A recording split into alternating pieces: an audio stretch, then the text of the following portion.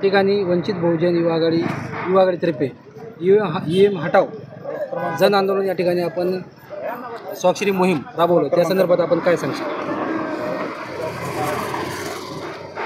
जय भीम, जय शिवराय. मी वंचित बहुजन आघाडी युवा जिल्हा अध्यक्ष आकाश झुंजळे.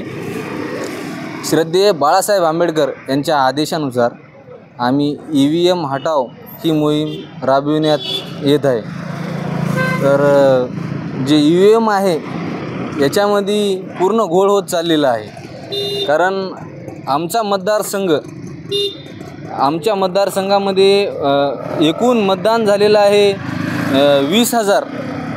तरी पण याच्यामध्ये आमच्याकडली जे मतदार जे झालेले आहे आमच्या वार्डाचं हे 2,000 3,000 हे असंच दाखवत आहे. हे याचं कारण हे आहे की त्या EVMमध्ये घोळ आहे.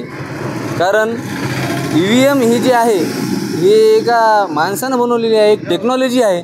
आजकाल CCTV आपण लावता कंधारमध्ये आणि नांदेडमध्ये मोबाईलवर सर्व काही बघता. कारण हे सर्व टेक्नॉलॉजीचा घोळ आहे. एक बटन दाबलं की दुसऱ्याकडे मतदान चाललेलं आहे. अशा काही घटना घडत आहेत.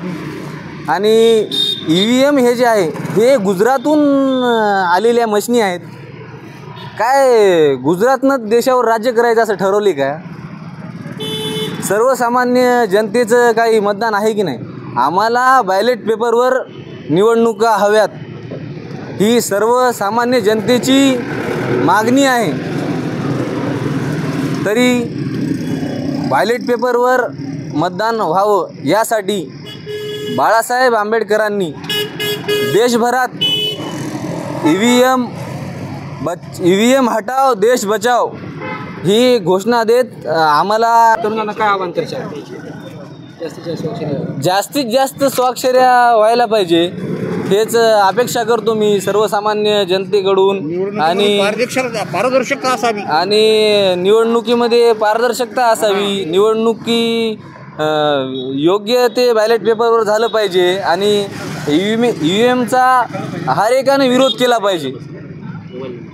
बस एवढं बोलून मी माझे आमचा या मोहिमेला 100% पाठिंबा आहे सर. कारण EVM मशीनवर मतदारांचा विश्वास राहिलेला नाही आणि त्याच्याऐवजी बॅलेट पेपरवर मतदान झालं तर त्याच्यामध्ये पारदर्शक राहील आणि चुकासुद्धा घडून येणार नाही. आणि जसा EVMमध्ये संख्यांचं मोजमाप केलं जात आहे, आकड्यांचं, तसं बॅलेट पेपरनं मतदान जर झालं तर एक बॅलेट पेपर मोजता येते आणि त्याच्यामध्ये की नाही घाळघोळ काही माणसाला आढळून येणारा नाही आणि माणसाचा विश्वास हा बॅलेट पेपरवर आहे. म्हणून बॅलेट पेपरवर मतदान झालं पाहिजे. आणि कोणत्याही अशा प्रगत राष्ट्रामध्ये सुद्धा EVMचा वापर हा मतदानासाठी केला जात नाही. तर आपल्याही देशानं EVM ऐवजी बॅलेट पेपर मतदानासाठी वापरावा अशी माझी इच्छा आहे. आणि सगळ्या मतदारांची असं भावना आहे, याच्यावर विश्वास राहिला नाही आता. जय शिवराय.